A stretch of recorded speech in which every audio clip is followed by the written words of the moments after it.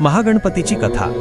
प्राचीन काळी गजासूर नावाचा एक अतिशय शक्तिशाली आणि क्रूर राक्षस होता। त्याने कठोर तपश्चर्या करून भगवान शंकरांकडून वरदान मिळवले होते की त्याला कोणीही देव किंवा मनुष्य मारू शकणार नाही। या वरदानाचा उपयोग करून गजासुराने तिन्ही लोकांत हाहाकार माजवला। तो स्वतःला देव मानू लागला आणि त्याने देवांना स्वर्गातून हाकलून दिले। भयभीत झालेल्या देवांनी कैलासावर जाऊन भगवान शंकरांची प्रार्थना केली।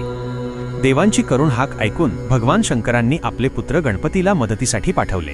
गणपती गजासुराकडे गेले आणि त्याला समजावून सांगितले की हे चुकीचे कृत्य आहे, देवांना त्रास देणे थांबव।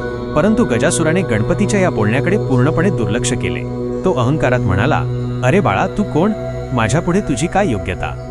जा इथून, नाहीतर तुलाही शिक्षा देईन। गजासुराचे हे उद्दाम बोलणे ऐकून गणपतीला क्रोध आला। त्यांनी आपले सामान्य रूप सोडून एक विशाल आणि तेजस्वी रूप धारण केले।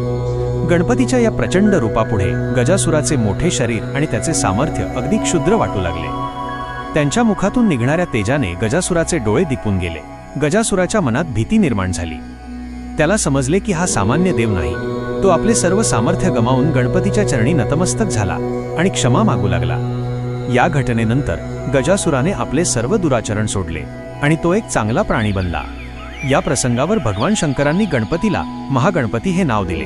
महागणपतीचा अर्थ महान आणि शक्तिशाली गणपती असा आहे। या नावामुळे गणपती केवळ विघ्नहर्ताच नव्हे, तर दुष्ट प्रवृत्तींचा नाश करणारा आणि धर्माचे रक्षण करणारा एक महान देव बनले। तेव्हापासून गणेश भक्त त्यांना आदराने महागणपती या नावानेही संबोधू लागले आणि या नावाने त्यांची पूजा होऊ लागली।